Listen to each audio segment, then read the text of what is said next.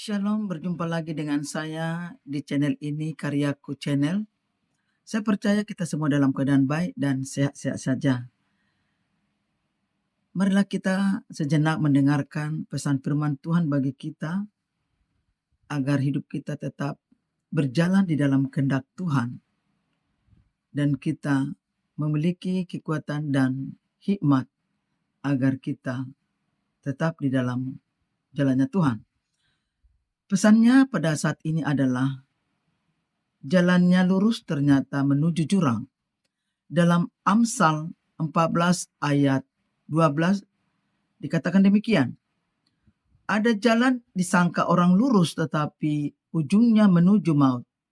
Juga diulang dalam Amsal pasal 16 ayat 25. Jadi jalannya lurus ternyata menuju jurang. Terkadang kita juga salah mengambil keputusan. Maka di sini setiap kita manusia membuat pilihan, baik itu cara bekerja, cara bergaul, cara mencari nafkah, bahkan bagaimana cara kita untuk beribadah. Seringkali kita merasa sudah memilih jalan yang tepat, logis dan baik. Itu menurut pandangan kita. Kita yakin itu jalan yang benar. Tidak ada yang salah. Dan pasti membawa kebahagiaan atau kesuksesan. Itu menurut kita. Tapi firman Tuhan di sini dikatakan, Tuhan memperingatkan kita yang menyentuh hati. Apa yang kita anggap lurus belum tentu benar di mata Tuhan. Ada jalan terlihat mulus, terlihat benar, bahkan dipuji banyak orang, tetapi akhirnya membawa kita ke dalam kerusakan atau kebinasaan. Bahkan jauh kita dari Tuhan. Seperti yang dipaparkan tadi, menurut kita itu sudah baik. Tetapi ujungnya jatuh ke jurang yang dalam. Mengapa kita bisa keliru memilih jalan? Nah, ini perlu kita pelajari.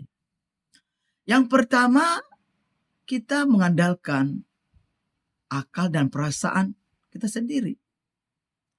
Manusia cenderung menilai sesuatu berdasarkan apa yang terlihat, apa yang dirasakan, dan apa yang dianggap menguntungkan saat itu saja. Kita seringkali lupa pada diri kita yang memiliki keterbatasan. Sedangkan Tuhan melihat segala dari sesuatu itu dari awal sampai akhir. Dalam Amsal 3 ayat 5-6. Percayalah kepada Tuhan dengan segenap hatimu dan janganlah bersandar pada pengertianmu sendiri. Akuilah Dia dalam segala lakumu, maka Dia akan meluruskan jalanmu. Ini peringatan yang pertama. Kita harus mengakui bahwa kita terbatas. Allah melihat dari awal sampai akhir. Yang kedua, yaitu terpengaruh kebiasaan dan ajaran dunia. Dunia seringkali menawarkan jalan yang mudah, cepat, dan populer meskipun bertentangan dengan kebenaran. Kita bisa meniru hal itu karena memang kita sedang memuaskan diri kita sendiri. Tapi ini kita diperingatkan dalam Matius 7 ayat 13. Masuklah melalui pintu sesak itu sebab lebarlah pintu dan luaslah jalan yang menuju kebinasaan. Dan banyaklah orang yang masuk melaluinya. Orang tidak mau mengalami kesusahan apalagi penderitaan. Tapi dunia menawarkan seolah-olah itu adalah kebenaran, kebaikan. Tetapi sesungguhnya kita digiring kepada jurang yang maut, jurang yang dalam. Karena kita mengambil keputusan hanya menginginkan memuaskan keinginan kita sendiri. Yang ketiga, membenarkan tindakan dengan alasan yang tampak baik. Ini banyak orang yang mencari zona aman untuk memperbenarkan dirinya. karena dia memiliki otak bulus. Bagaimana dia supaya aman, selalu mencari tindakan dengan alasan mungkin itu tampak baik baginya. Kita sering membenarkan kesalahan dengan alasan tujuan baik untuk kebaikan bersama, dan tidak ada jalan lain. Padahal cara yang salah sekalipun itu tujuannya baik tetaplah salah dan akan membawa akibat yang buruk. Yesaya 55 ayat 8-9 dikatakan demikian, sebab rancanganku bukanlah rancanganmu dan jalanmu bukanlah jalanku. Demikianlah firman Tuhan, seperti tingginya langit dari bumi, demikianlah tingginya jalanku dari jalanmu dan rancanganku dari rancanganmu. Ya, ini seringkali kita membuat alasan membenarkan diri supaya kita terlihat baik dan tidak ada salah. Contohnya yang bisa kita lihat di dalam Alkitab, kisah Raja Saul yang mengira tindakannya benar, mempersembahkan korban sendiri karena menunggu Samuel terlalu lama. Padahal itu melanggar perintah Tuhan. Akhirnya apa? Ia kehilangan kerajaan dan akhirnya dia mengalami kesusahan. Yang kedua, kisah orang kaya yang bodoh. Karena sepanjang hidupnya dia hanya mengumpulkan harta menurutnya kalau sudah hartanya banyak dan dia merasa aman dan sejahtera. Tetapi dikatakan jalannya yang dianggap menuju kesejahteraan ternyata berakhir dengan kematian yang memisahkan dari Tuhan. Lukas 12:20 ayat 21.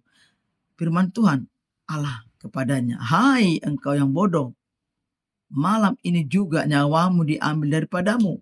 Maka apa yang telah engkau sediakan itu untuk siapakah itu?" Demikianlah halnya dengan orang yang mengumpulkan harta baginya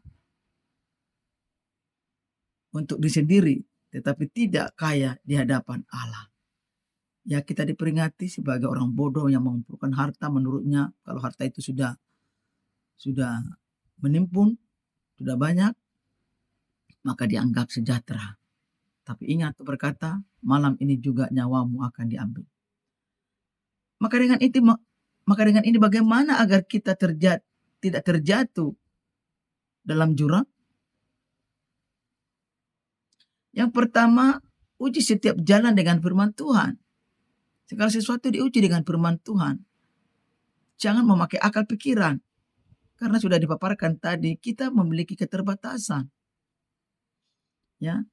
Di dalam Mazmur 119 ayat 105 dikatakan firman Tuhan itu pelita bagi kakiku dan terang bagi jalanku. Jadi segala sesuatu mari kita minta petunjuk Tuhan supaya kita tidak jatuh ke jurang.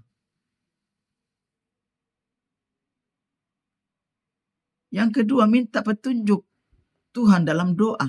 Maka tidak ada jalan lain, mari kita masuk ke dalam misbah doa.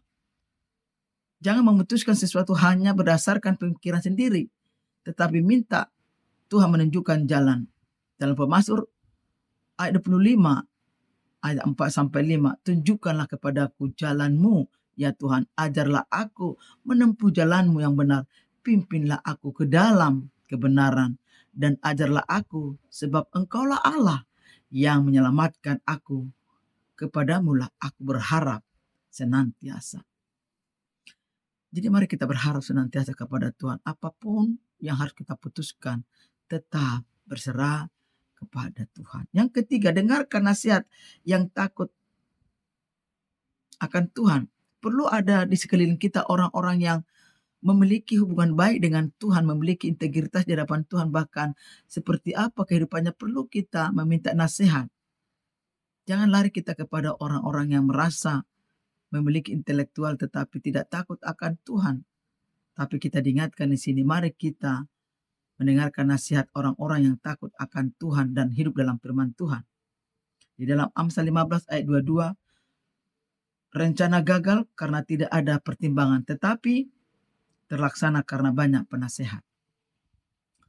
Jadi mari kita banyak berbicara kepada orang-orang yang takut akan Tuhan dan hidup dalam Tuhan. Yang keempat, taat pada kehendak Tuhan meskipun tidak mudah.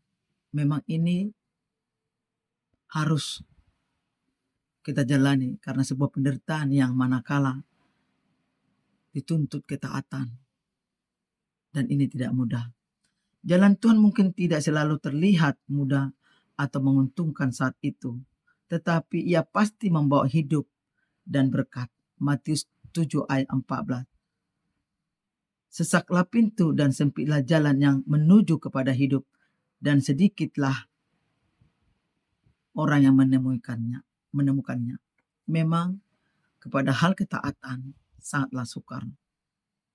Karena inilah yang dielakkan oleh manusia, tidak mau menderita, tidak mau dalam proses, tidak mau setia, yang maunya mengikuti keinginannya dan dengan seleranya. Maka di sini saudaraku penutupnya adalah kita diajak untuk tidak lagi hanya mengandalkan pandangan diri sendiri dalam menentukan arah hidup. Apa yang kita anggap lurus belum tentu dalam kebenaran. Marilah kita serahkan setiap langkah hidup kita kepada Tuhan. Biarkanlah Tuhan yang memimpin dan meluruskan jalan kita agar kita tidak jatuh ke dalam jurang yang merusak kehidupan kita, baik di dalam kekekalan maupun di dunia ini. Saudara yang terkasih, marilah kita berdoa kepada Tuhan agar kita dimampukan untuk tetap di dalam kehendak Tuhan. Terima kasih Tuhan buat firman-Mu. Kami yakin dan percaya jikalau kami mengandalkan Tuhan, berserah kepada Tuhan, Tuhan akan menuntun kami, Tuhan akan membimbing kami menjalani kehidupan ini, supaya kami tidak salah arah, supaya kami tidak salah mengambil keputusan.